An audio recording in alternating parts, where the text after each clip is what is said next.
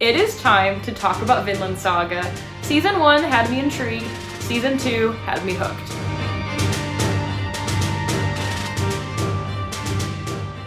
Hello there, my fandom friends! Today I will be breaking down my thoughts and feelings about Season 1 of Vinland Saga.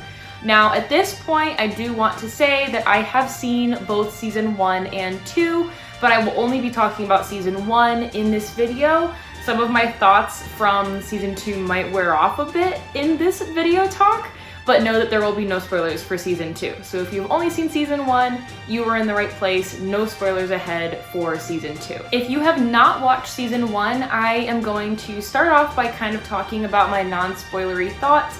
Maybe I can entice you to watch it to see if you're curious or interested in the story.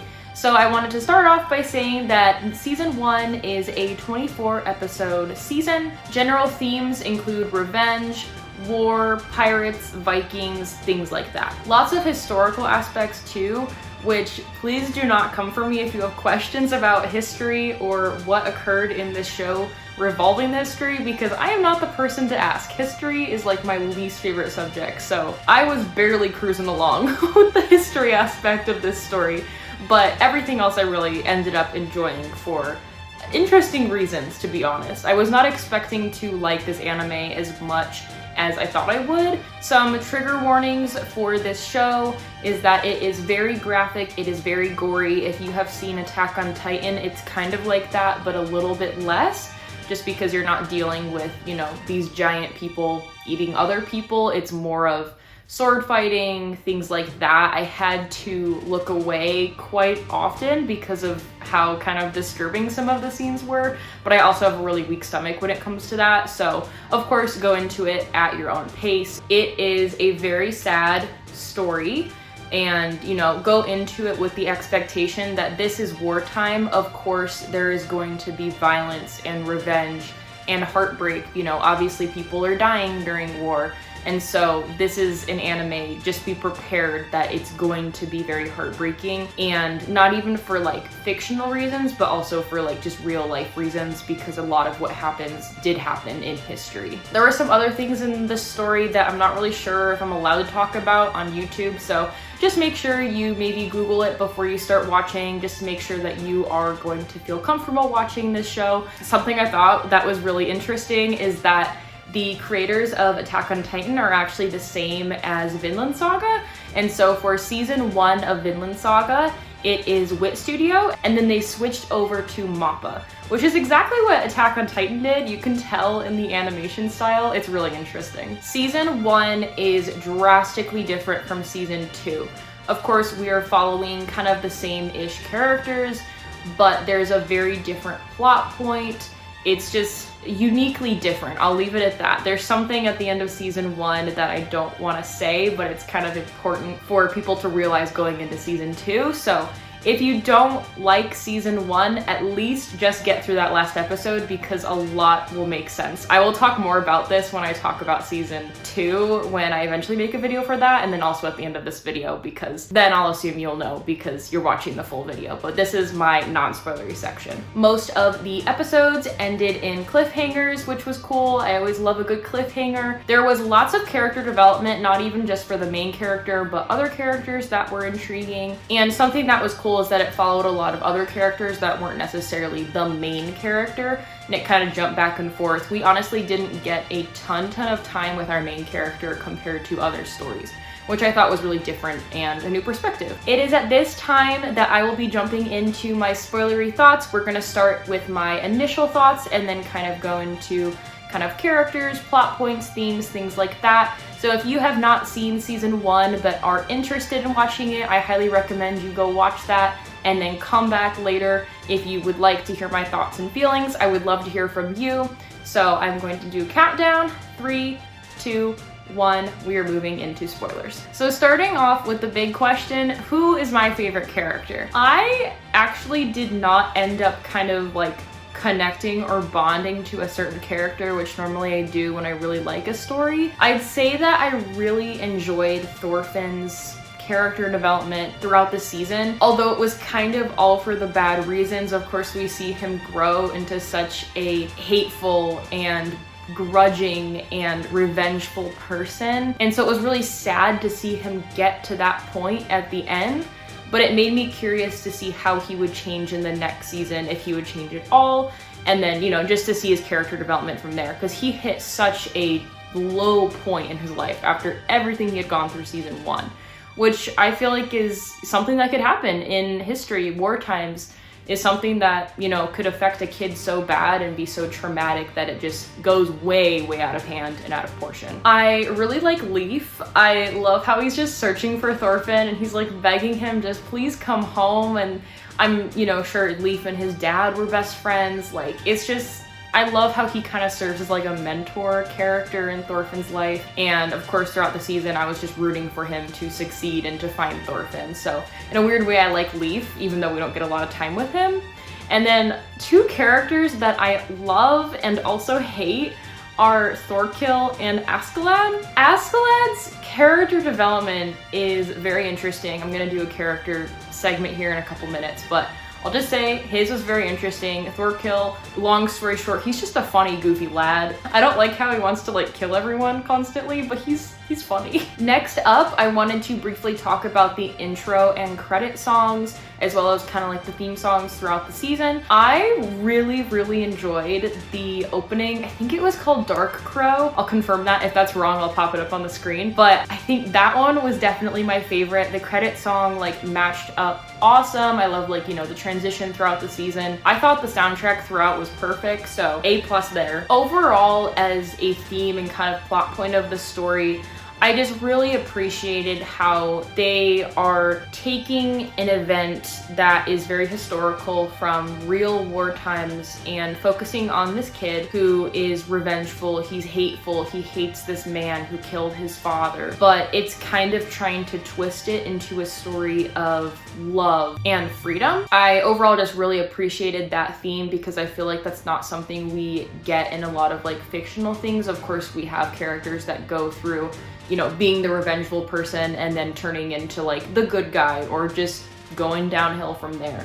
But I think it's really interesting seeing this from like a historical point and like maybe seeing like, you know, people from back then that had a very bad mindset and turning it into something very good. And so like that's another reason why I was really, really interested to see where Thorfinn's development would go for season 2. Season 1 in comparison to season 2 was very, very fast paced, but I think it was very steady. There weren't just like random episodes where like nothing was happening. There weren't really any filler episodes.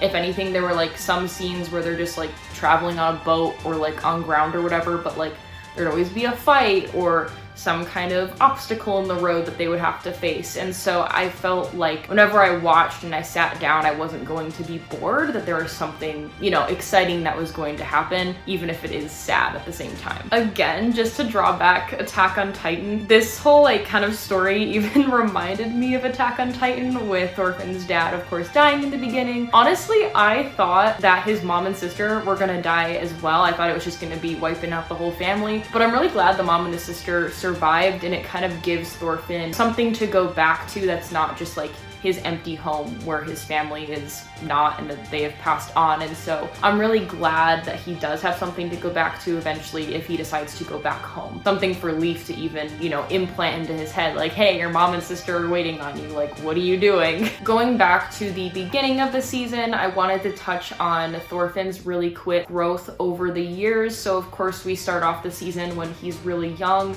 I think he was 6 years old.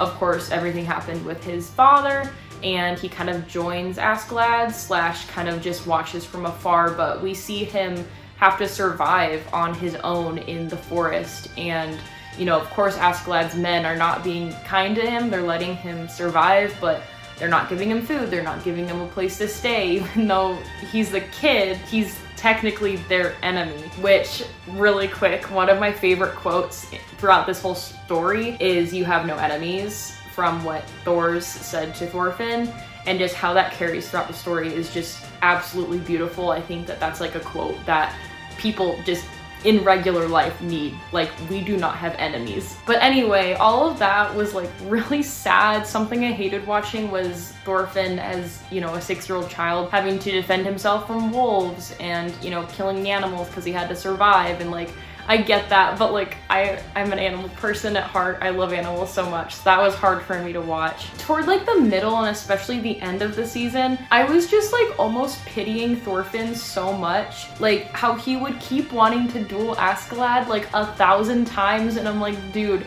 you literally have a broken arm. Like, what do you think you're gonna do? Like, he was so desperate to end this guy, but then in the end, you know, he had some twisted feelings about potentially, you know, having some kind of mentor feelings toward Askeladd at the end when he died and he's screaming and it wasn't by his own hands. Like, there's so many really interesting character dynamics, of course, with like Thorfinn and Askeladd, just like something I feel like I don't really see in stories a whole lot, where they like hate each other, but they have to tolerate each other, and one is trying to kill the other's defending. Like, there's just so many like interesting human like person interaction there that I feel like I don't see a lot, and it's just cool to get a deeper dive into like a situation like that.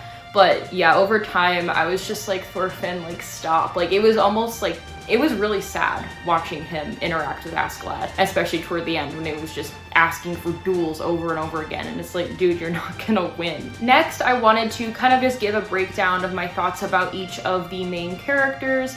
So starting off with Thorfinn. So I know I already talked about Thorfinn a lot. He is the main character. A trope that I really hate in stories is revenge. Just the word revenge, what revenge is, it's just really sad and heartbreaking overall. And like, I wish more people would just choose like love and kindness, which I think is probably where the story is going to. Of course, I think revenge will be eventually turn into love and freedom. Again, it was just so like depressing watching this little boy turn into this revengeful beast, just kind of wasting his life in a way. Like, he's literally wasting like, you know, whatever, 10 whatever years with Askeladd, this guy that he doesn't like, and then he kind of likes at the end, and he can't understand his feelings. Again, with the character development and the dynamics there is really interesting, but it's also just really sad at the end of the day. And so I really like Thorfinn for being so dynamic and for seeing a character grow in the wrong ways. Like, I know that sounds really bad, and of course we're always rooting for characters to take the right path, but I think for Thorfinn, it's really important for him to hit that rock bottom, hit that very low, deep point in his life, and then to make that critical decision from there, whether he is going to keep going down that path and probably die and not end up in heaven one day, or, you know, turn it around and be a good person and make the right decision. So I'm really curious to see Thorfinn's character moving forward. Something else I wanted to mention was like all the time skipping with him. Of course, all the characters, but we see it through him a lot because he's a kid. I just wanted to say I really appreciate the time skips too, and to see that this is like years of his life that have been, in my opinion, wasted on this whole Askeladd phase that he went through. Next up is Thor's. I really liked Thor's from the start. You know, the opening scene, of course, is Thor's fighting on the open water. He is fighting these other Vikings, and we see that he ends up in the water and he clearly fakes his death. And obviously when you're watching that for the first time, you wonder why, but then as you get to know him as a character and you get to see his lessons through Thorfinn, you start to realize that he just wanted to move away from that side of life, the battles, the wars, the constant bloodshed and loss. Even though he was like the top Viking, like everyone knew Thor's, like everyone, you know, was either scared of him or honored him or praised him, wanted to kill him, whatever. He was a high Viking is what it seemed like, and he made the right decision to stop all of that and to just grow up with his family and raise kids and be with his wife. And that's something I really love and appreciate about him, and that's what I really obviously hope that Thorfinn would come to that point through season 1. I overall just really respected him as a character and just loved his teachings to Thorfinn about trying to keep him out of war,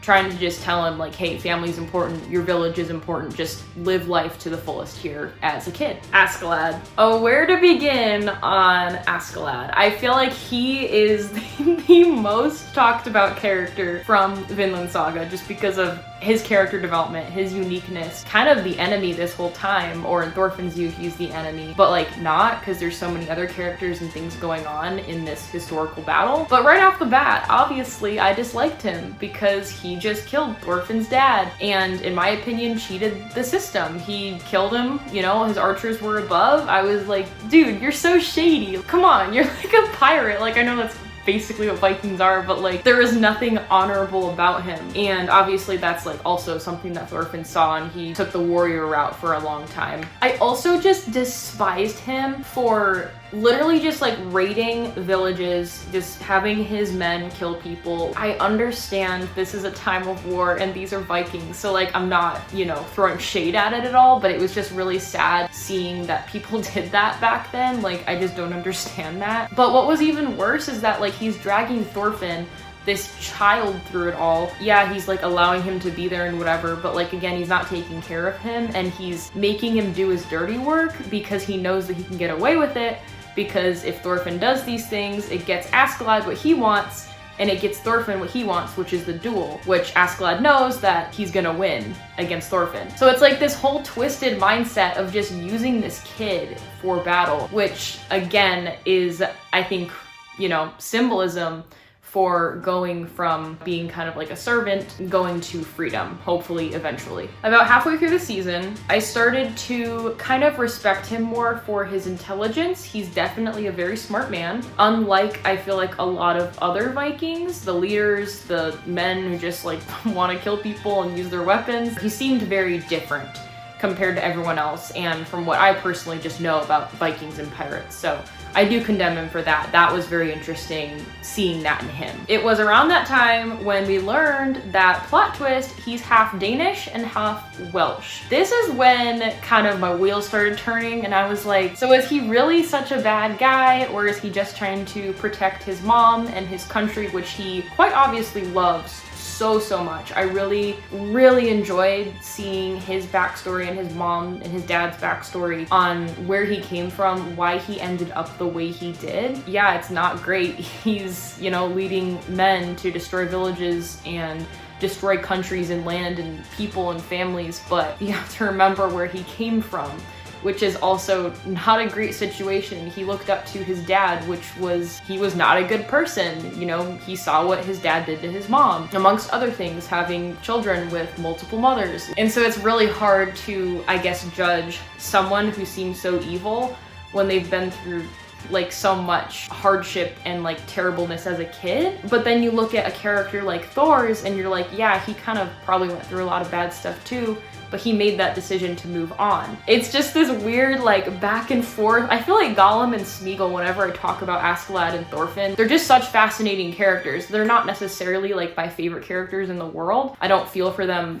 you know, that much compared to like other anime characters. They're very interesting, I have to admit that. And I was tearing up over seeing those backstories of him and his mom. Anything with like a mother and a child, or a father and a child that is of, you know, positiveness, I will cry. By the end of it, I was actually very disappointed that he died, especially by Prince Canute's hand. I thought that season 2 was going to, you know, show more of his development and his growth. Maybe he'd end up a better person and, you know, fight for and protect his country where his mom was buried. But no, he's just killed. And at first I was like, no, that wound is too shallow, barely went in him, there's like no blood. And then he started pooling blood and I was like, all right, he's not good. There's no coming back there. But in the back of my mind, I was like, no, but wait. I was like, no, stop reaching. Like, dead is dead. I do understand in hindsight that he did need to die. And of course, by the end of the season, like I kind of hinted at earlier, we see that season 1 is actually a prologue to season 2. So it does make a lot of sense that he died, he got his time, and of course, you know, he's not left Thorfinn's mind, so he's still in Thorfinn's heart somewhere. And so, you know, he's likely to pop up again and have his either positive or negative influences. So as a whole, Askeladd is just a character that's very compelling. Very interesting guy for sure. Thorkill, okay, don't get me started on this man. First off, he is the Japanese voice of All For One from My Hero Academia, If you do not know, I am sharing the wealth here. I was absolutely dying when I realized that because I was like, oh my gosh, he does sound like All For One. In my eyes, I see Thorkill as being such like this comedic and just like goofy, silly relief that, you know, the rest of the show doesn't really have. And so I was like, dude, what is this guy doing here? He's just like this massive teddy bear guy, but like holding a knife. Like imagine like a teddy bear with a knife with a bandana on, like that's Thorkill. Like I said earlier, I do not like him for the reasons that all he wants to do is just fight people and kill people, and he's not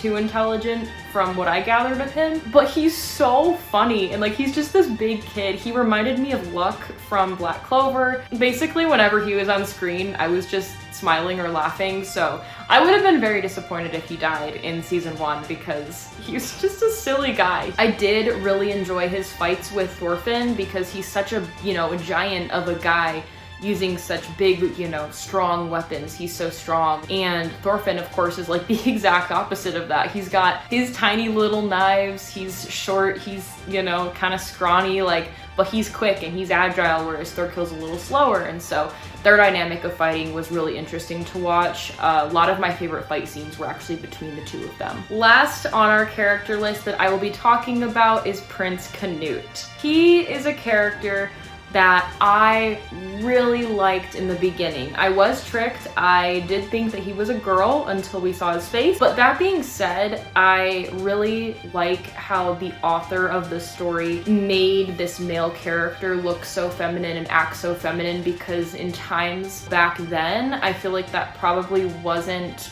all too common, and if it was seen as being like weak and like poor and lowly. And so to show that that kind of person can be the prince, like, and they can be anything they want to be, of course, but like I found that to be really interesting and a different take on the story. I honestly thought at first that they kept calling them a boy to cover up that it was actually a girl and such a high power for, you know, whatever reason. I just thought that was really interesting and a really good move on the author's part. I really loved Ragnar and how he brought Canute up as a kid. He brought him up more as like kind of just like this farm boy, this like very genuine person, as opposed to maybe how Canute's father, the king, would have brought him up as being, you know, all this high mighty wealth matters, you know, go destroy that country, go take that country, go kill these people. It was such a different dynamic that we're not really used to in wars, and so I really ended up liking Ragnar, and I was really disappointed when he died because he was such a good influence on Canute. After he died, of course, this is when Canute got his little enlightenment moment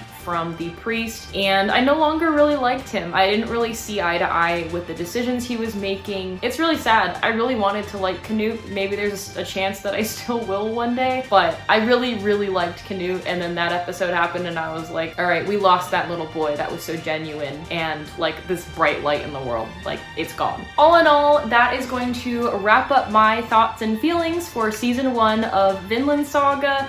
It was not my favorite thing in the world. Like I said in the beginning, it had me intrigued, but not really hooked yet. Once I saw that season 1 was kind of the prologue of season 2, I thought more highly of it, and I was like, oh, okay, that actually makes a lot of sense.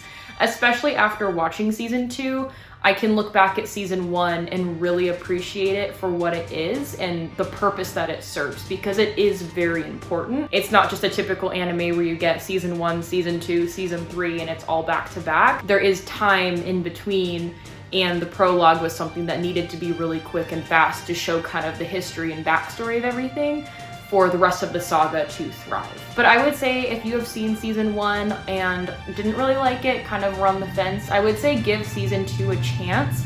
I really ended up liking it a lot more than season 1, and I feel like that's saying a lot because season 2 is very, very differently paced than season 1, but it touched my heart in a very special way, which I will talk about in another video. So that is going to wrap it up for this video. I hope you enjoyed everything, my thoughts, feelings about the characters, plot, themes, everything to do with season 1 of Vinland Saga. I would love to hear your thoughts in the comments down below.